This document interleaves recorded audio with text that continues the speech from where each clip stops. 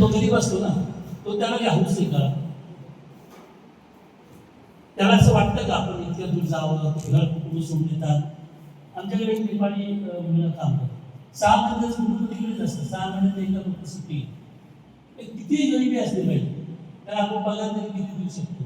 एवढ्या थोड्याशा पगारासाठी एवढं सगळं कुटुंब सोडून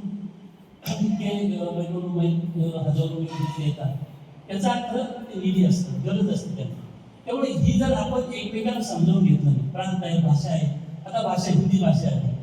मी असं म्हटलं की स्वित्झर्लंडमध्ये तिथे किती छोट्या स्वित्झर्लंड कशा पोहोच शकतो, ते 4 राष्ट्रभाषा आहेत. जर्मन आहे, फ्रेंच आहे, अजून एक भाषा आहे, तिचं नाव आहे रोमांच. चौथी भाषा मला आठवत नाही, पण ही रोमांच भाषा आहे. तिचं वैशिष्ट्य काय आहे, तिथे अर्धा% लोक सुद्धा ती भाषा बोलत नाही, फक्त 10% लोक. कोण बोलतात? तिथे जे जुने लोक आहेत ते रोमन आणि त्यांची बोली भाषा एकत्र करून, जसं आपल्याकडे आदिवासी समाजामध्ये तिला सुद्धा त्यांची राष्ट्रभाषेचा दर्जा दिला. मग ते राष्ट्र एक संघ नाही होणार का? तिथं प्रत्येक माणसाला असं वाटतं आपण कशाला एक संघ म्हणायचं. इथं नाना किती छोटा माणूस असतो, कुठल्याही भाषेचा असो, प्रांताचा असो, जातीचा असो, त्याला वाटलं की नाही मी इथे मला सारखं स्थान, त्याची अस्मिता. शेवटी माणसाला सगळ्यात प्रिय काय असतं? अस्मिता असतं. महात्मा फुलेंनी का बंद केलं? तर त्या विरोधी त्यांना बाजूला काढलं. शेवटी माणसाला अस्मिता असते. महात्मा फुलेंनी त्या रेल्वे टिकून तिसऱ्या पहिल्या वर्गाच्या रेल्वेतून आणि त्यांची अस्मिता म्हणायचे त्याला जाणून की अन्याय हा आपण सहन करण्यात का म्हणते महात्मा फुलेंनी झालं. त्यातून त्या चळवळी सुरू झाल्या, सर्वोदय चळवळ, सत्यशोधन चळवळ असेल किंवा महात्मा गांधी चळवळ असेल. आणि मुली एक संगता आपल्या देशात आहे का? सगळं चांगले राज म्हणू शकतो का आहे म्हणून आपण नाही म्हणू शकतो. तसेच अनेक गोष्टी आहेत. आता इथे भ्रष्टाचाराचं प्रमाण, त्याचा उल्लेख आपण केला, किती भ्रष्टाचार वाढले.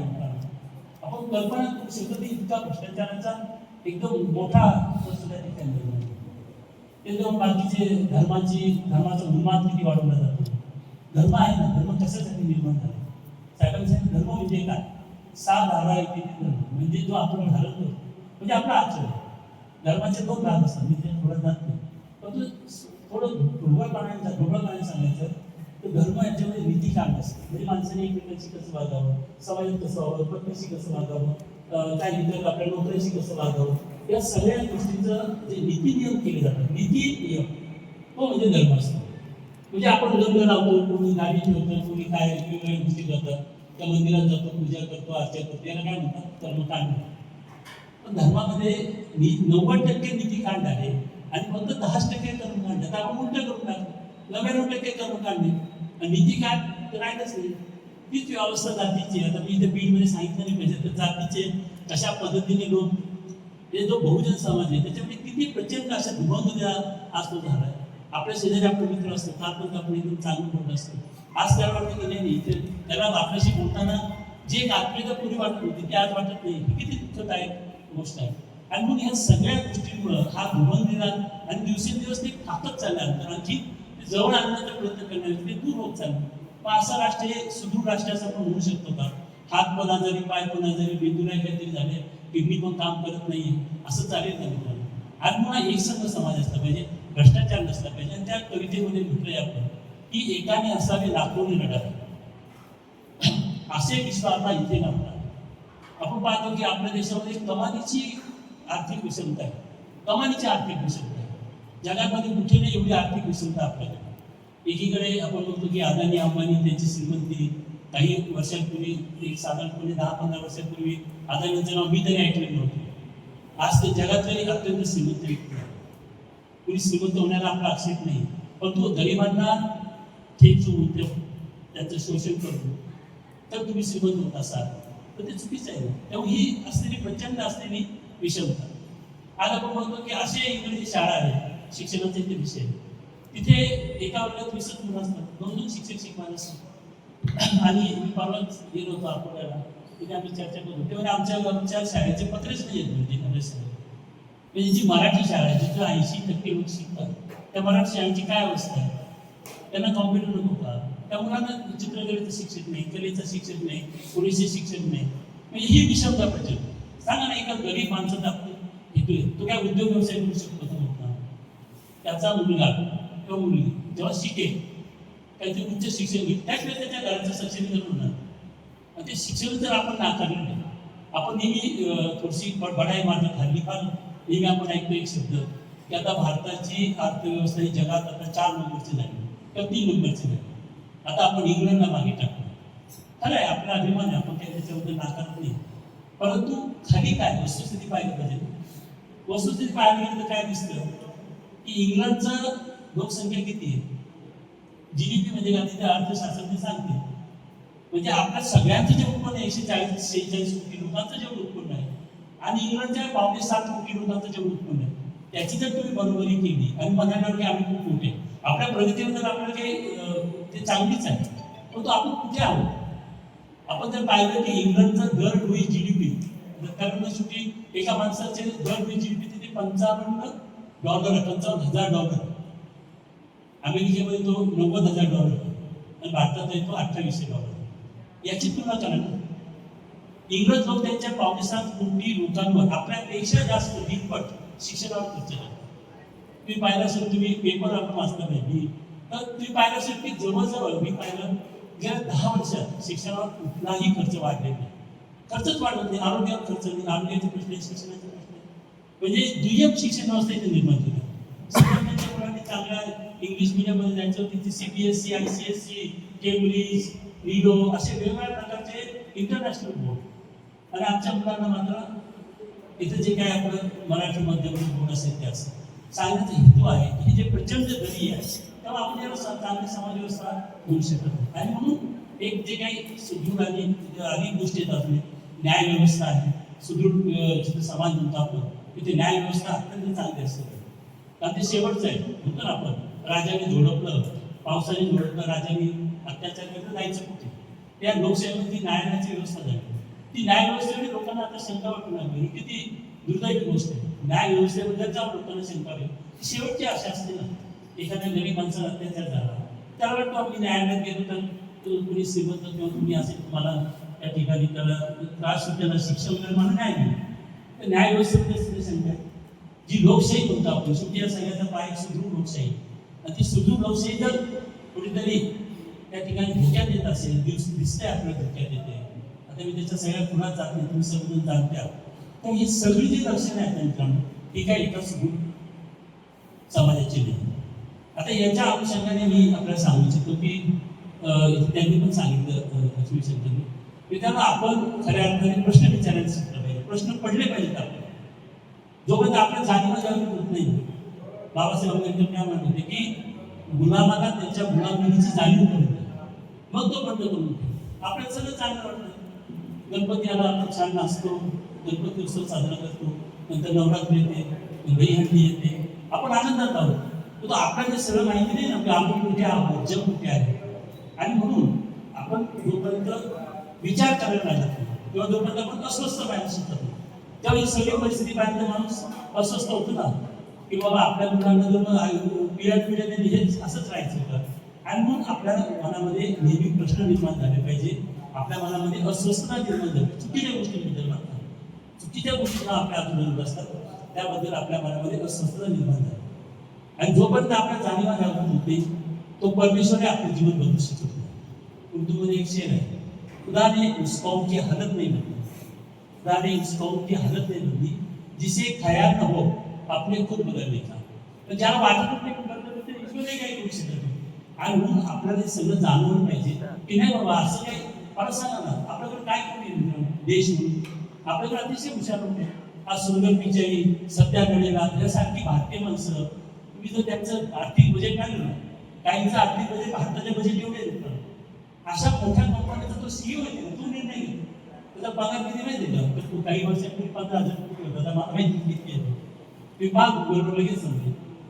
एवढी हुशार माणसं. परवाला ऑलिम्पियाड झालं, AIचं ऑलिम्पियाड झालं, आर्टिफिशियल इंटेलिजन्सचं ऑलिम्पियाड झालं. त्यामध्ये जेव्हा क्रमवारी पाहिजे तर भारताचा 3रा नंबर, पहिला नंबर रशियाचा, दुसरा फिनलँडचं कुठलं राष्ट्र आहे, तिसरा भारताचा, अमेरिकेचा नंबर 11 नंबर. मग आपल्याजवळ काय नाही, आपण जर बुद्धिमान आहोत, आपल्याजवळ खूप तरुण बळ आहे, मग आपण काय, हा प्रश्न आपल्या मनात पडला पाहिजे, मग आपण काय एवढं अविकसित राहिलो. आधी तर आपण मान्य केलं पाहिजे आपण अविकसित आहोत.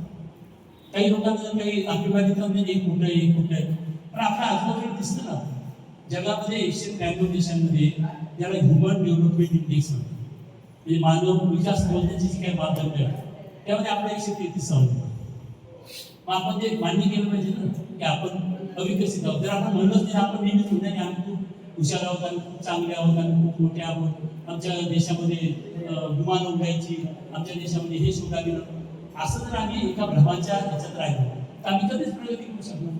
आणि म्हणून मित्रांनो या सगळ्या गोष्टींमध्ये आपण जी चळवळ सुरू केली आहे ती चळवळ आहे. आज चळवळीचा अर्थ काय होतो, एक काहीतरी समान उद्दिष्ट घेऊन आपण सर्वांनी स्त्री पुरुष सर्वांनी एकत्रित येऊन हे विचार घेऊन आपल्याला त्या ठिकाणी पुढे जायचे आणि जागृती करायची, समाजामध्ये जागृती करायची. आणि मग इथे आपल्याला हे सगळं करत असताना जसं महात्मा गांधीजींचं आपण का घेतलेलं आहे त्याचा सखोल अभ्यास केला.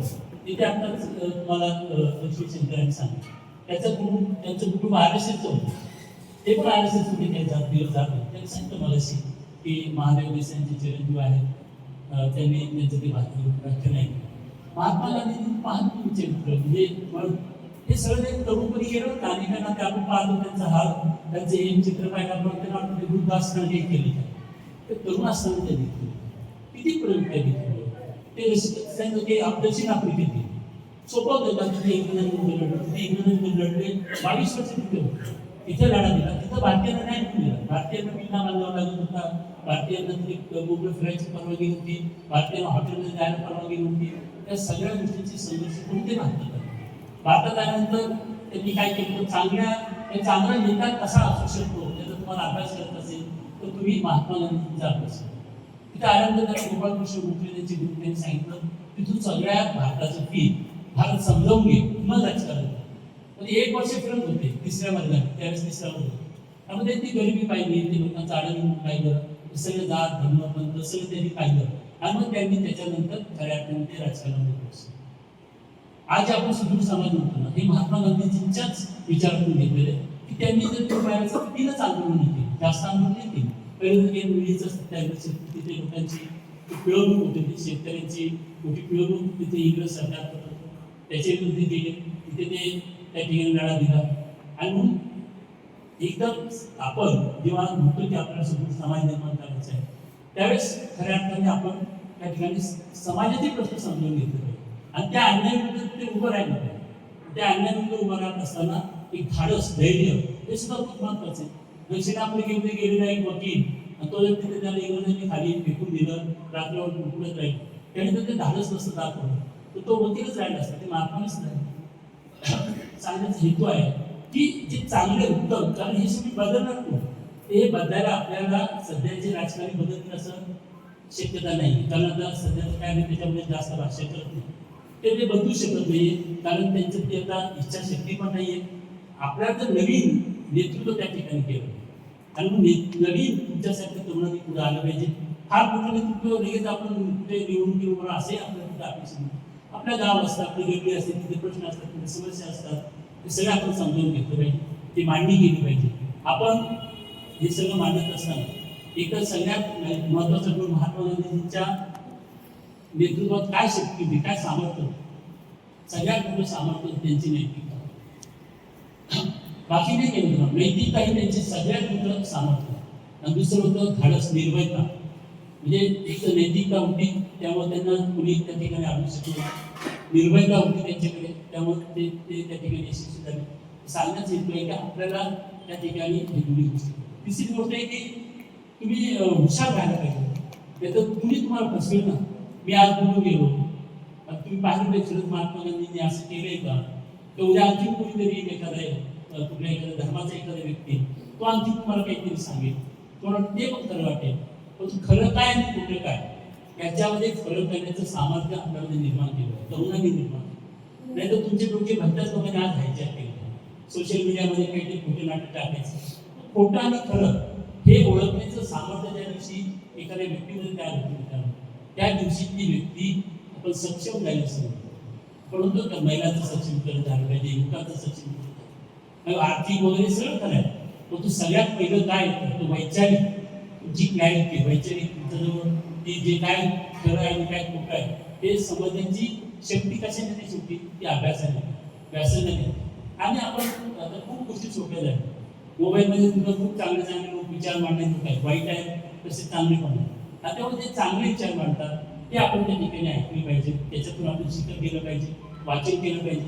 कारण आपण वर्तमानपत्र सुद्धा जरी नीट वाचता येत नाही, जरी आज वर्तमानपत्रांच्या बऱ्याच गोष्टी त्यांच्यावरून आपल्याला दिसतंय की सगळ्याच काही सगळ्याच गोष्टी तिथे काढल्या जातील असं नाहीये, परंतु तरी देखील आणि गोष्टी तिथे आपण जर बारकाईने सुखसुखपणे वाचलं की पाहतो की म्हणजे मागच्या तुम्ही वाचत असाल, पण आमच्याकडे बरेच लोक कोणी पेपर वाचताना मला दिसत नाही, वर्तमानपत्र वाचलेलं त्यातल्या एखादं चांगलं वर्तमानपत्र निवडा, सकाळ आहे, लोकसत्ता कुठल्या पेपरचं सांगायचं नाही, परंतु त्यात ज्या ठिकाणी विश्लेषण होत असतं, जिथे काही ठिकाणी वाचकांची पत्रव्यवहार घेत असतात किंवा वाचन आपण त्या ठिकाणी. आणि म्हणून आपल्याला अशा पद्धतीने जैनिक चळवळ पुढे न्यायची, ती नेत असताना लोकांमध्ये आपल्याविषयी आदर वाढला. तो केव्हा वाढेल? तुझ्या संकटाशी इथे मी लढा, बरोबर ना? मामंदांना काय म्हटलं, तुझ्या संकटाशी इथे मी लढा. त्याचं जर काय अडचण असेल, नारळ पाणी आले त्याचं सुद्धा संकटच असतं, रात्रभर वीज आली नाही, अशा जे काही छोट्या छोट्या गोष्टी असतात, मोठ्या गोष्टी असतात ते सुद्धा प्रश्न हाती घेतलेले. आज मी बघतो की लहान शाळांमध्ये ड्रगचं प्रमाण, व्यसनाचं प्रमाण इतकं वाढत चाललेलं आहे, तरुण मुलांमध्ये दारूचं प्रमाण वाढलं आहे. दारू सुद्धा एवढी भेसळ झालेली घाणेरडी दारू असते. मागच्या महिन्याभरात मी कमीत कमी 5-6 तरुण मुलांच्या म्हणजे त्यांच्या मृत्यूनंतर त्यांच्या दारावर म्हणजे त्यांचं त्या ठिकाणी मला सांत्वन करायला लावलं. ते वाईट वाटतं ना, 21 वर्षाचा मुलगा, 40 वर्षाचा मुलगा, आणि किती भयानक परिस्थिती असते, त्याला एखादं छोटं मुलं असतं. त्यामुळे ही जी व्यसनांचा प्रश्न आहे ते आपण घेऊ शकतो, भ्रष्टाचाराचे प्रश्न आहे, माहितीचा अधिकार, किती अधिकार दिला आपल्याला, माहितीचा अधिकार दिलेला आहे किंवा माहिती आहे का, माहितीच्या अधिकाराने मंत्र्यांनी जरी एखाद्या फॅमिली शेअर दिला तो सुद्धा पाळण्याचा तुम्हाला अधिकार. एखादी लांबी सगळं चालू असते तिथे तिचा सॅम्पल घेण्याचा तुम्हाला अधिकार, तो तपासून त्या ठिकाणी दिला पाहिजे. इतके प्रचंड अधिकार नाही, आपण ते दुबळे नाही. ठीक आहे, आपल्याला फक्त निर्भय व्हावं, माहितीचा अधिकार आहे, खूप अधिकार आपल्याला खऱ्या अर्थाने मिळाले, तर त्याचा वापर आपण केला पाहिजे, संघटित झाला पाहिजे. आणि तुम्ही पाहिलं असं नेपाळमध्ये काय एक व्यक्ती फक्त त्यांनी आव्हान केलं. तेव्हा मला असं या निमित्ताने सांगायचं आहे की आपण ही चळवळ अधिक सुरू करूया. त्याच्यामध्ये अनेक उपक्रम आहेत. आणि शेवटी महात्मा गांधीबद्दल तुम्हाला सांगायचं होतं की त्यांनी दिली सुरू समाजाचा विचार, तर त्यांनी इंग्रजांना लढा दिला. अनेक लोकांना वाटतं की त्यांना माहित होतं की स्वातंत्र्य महत्वाचं आहे, पण तो स्वातंत्र्याबरोबर हा समाज बदलला पाहिजे. असा समाज घेऊन जर आपण गेलो स्वातंत्र्यात, एवढ्या जाती पाती सगळे, तर मग या स्वातंत्र्याला काय अर्थ येणार, काही दिवसात ते देश कोसळून पडेल. आणि म्हणून महात्मा गांधीजींनी माहिती आहे त्यावेळेस काँग्रेसच्या 25-25 अटी होत्या. पहिली अट होती की मी अस्पृश्यता निवारणाचं काम करेन. काही काय सामाजिक काम, ते काय राजकीय होते त्यावेळेस. त्याच्यानंतर मी सरकार चालू म्हणजे स्वावलंबन, सरकारने सातत्य हे नेहमी याचा विचार आपण केला पाहिजे. 100 वर्षापूर्वी जाऊन त्याचा विचार आपण केला. आणि म्हणून मित्रांनो खूप गोष्टी सांगण्यासाठी, परंतु महात्मा गांधीजींनी जो गरीब माणूस होता त्याचा सन्मान वाटला, जो श्रीमंत माणूस होता त्याचा जो गर्विष्ठपणा होता, त्याचा उर्मटपणा तो कमी. महात्मा गांधीजीकडे एकदा एक मोठे उद्योगपती आले आणि मस्त ते बापूजी मी काय काम केलं, तर मला आश्रमात राहायची तर सेवा करायची. त्यांनी त्याच्यामुळे झाडून टाकला, जा म्हणजे शौचालय साफ. 6 महिने ती व्यक्ती शौचालय साफ.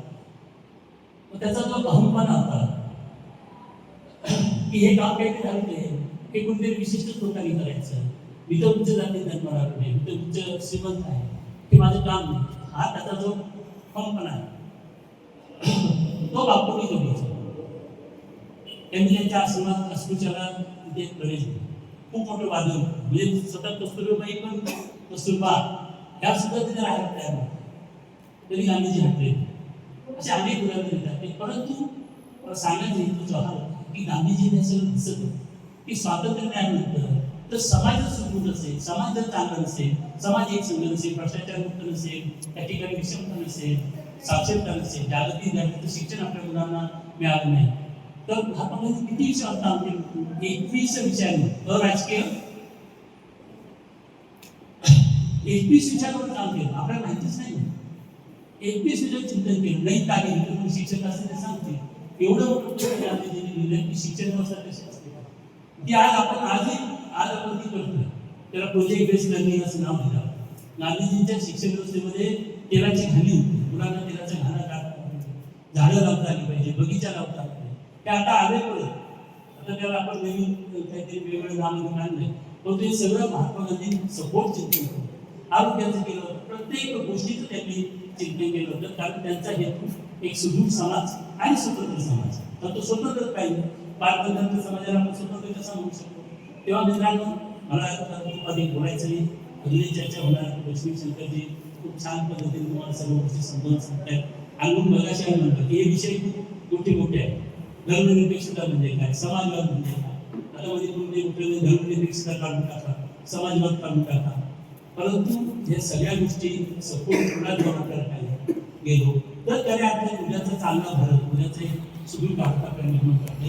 किंवा आमच्याशी जे की ज्यांची इच्छा असेल तसं आता कसं आपण आलेच ज्यांना आवड आहे, ज्यांना आणखी सपोर्ट जाऊन चिंतन करायचे, आम्हीच करतो असं नाही, तिथे करण्याची तुम्ही आज करा, तुम्ही पण त्यामध्ये चांगले विचार मांडू शकता. तर आपण याच्यापेक्षाही सपोर्ट असं 5 दिवसाचं शिबिर त्या ठिकाणी घेऊ शकतो. आणि मी आमचे स्वराव वगैरे त्यांना सांगितलं, शंकरजीनं पण प्रयत्न केला की आपण यासाठी सगळ्यांना ते 5 दिवसाचं असं सपोर्ट शिबिर घेऊ. तर अनेक गोष्टी आपण समजावून घेण्यासाठी आहे. त्याचबरोबर या जे इनिशिएटिव्ह आहेत यातले काही इनिशिएटिव्ह आपण सुरू केले आहे. आता उदाहरणार्थ शेती आहे, शेतीवर साध्या गोष्टी आपले शेतकरी करत नाही. आता पावसाळा आपल्या हातात नाही आणि सरकार पण आपल्याला काही तसं चालेल, परंतु आपल्या हातातल्या अनेक गोष्टी आहेत. पाणी फाउंडेशनने काही एसओपी तयार केली त्या शेतकऱ्याला करतो. आता मी फिरतो शेतकऱ्यांमध्ये, कंपोस्टिंग कुणीच करत नाही आपल्याकडे. आपल्या जिथे एक संतोष चव्हाण म्हणून शास्त्रज्ञ त्यांनी बांधावरची प्रयोगशाळा, आपण नाशिकला प्रवेशालयात दिलं, तिथे त्यांनी त्यांचे व्याख्यान ठेवलं आपण की बांधावरची प्रयोगशाळा अत्यंत स्वस्तामध्ये आपण आपली त्या ठिकाणी शेतीला लागणारी खतं तयार करू शकतो. हे पण प्रयोग आपल्याला करायचे आणि म्हणून आपला जो पॅटर्न तो गांधी पॅटर्न आणि त्या पद्धतीने आपण जाऊया. खूप इनिशिएटिव्ह आहे. शाळेमध्ये जर तुम्ही जा, तुमच्यापैकी जर इंग्रजी विषय असेल तर आम्ही एक नवीन प्रयोग केला की शिक्षकांना आम्ही प्रशिक्षण देतो आणि जिल्हा परिषदेच्या 4 शाळेमध्ये आता इंग्रजी बोलायला मुलांना शिकवतो. मुलं हुशार आहेत, जिल्हा परिषद शाळेतली मुलं ही इतर शाळेपेक्षा मुलांपेक्षा हुशार आहेत, पण त्यांच्यामध्ये कॉन्फिडन्स निर्माण व्हावा आणि त्यांनाही इंग्रजी उत्तम बोलता यावं. म्हणून आता आपण प्रोग्राम डिझाईन केला आणि तो प्रोग्राम सुरू केला. ती मुलं लागली नाही, 2-3 महिन्यामध्ये काही पण अडचण पण इंग्रजी बोलायला लागली.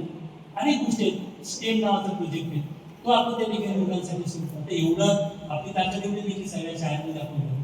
पण निदान एक मॉडेल तयार केलं तालुक्यामध्ये प्रत्येकाने, किंवा समृद्ध ग्राम आपण म्हणू किंवा सुदृढ ग्राम म्हणू, एक गाव घेतलं तिथे आपण सगळे जैन दिले, तिथे शाळा चांगली केली, तिथे रस्त्याने इन्फ्रास्ट्रक्चर दिलं, त्या मुलांना स्टेमचा प्रोजेक्शन करा. स्टेम म्हणजे सायन्स, टेक्नॉलॉजी, इंजिनिअरिंग आणि मॅथमॅटिक्स.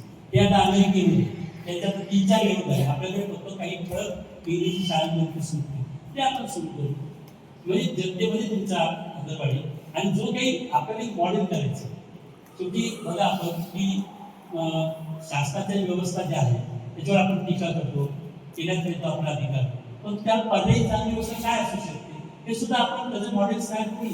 ते शेतीचं करू, उद्योगाचं करू, मुलांना उद्योग व्यवसाय कसे मिळवता येतील त्याचा आपण त्या ठिकाणी अभ्यास करू. क्रीडा क्षेत्रात ते आपलं खूप चांगला आमचा विचार आहे. प्रत्येक ठिकाणी क्रीडा मंच त्या ठिकाणी व्हावं. तर मुलांना सत्यजित तांबे यांनी मोठ्या एका संस्थेने त्यांनी त्याचे सेवून केलेलं आहे. म्हणजे आता आपली मुलं जी हुशार असतील, टॅलेंटेड असतील, त्यांना ते देश पातळीवर नेण्यासाठी ते प्रयत्न करणार. मला सत्यजित सांगते, मला त्याच्याबद्दल सगळं माहिती नाही.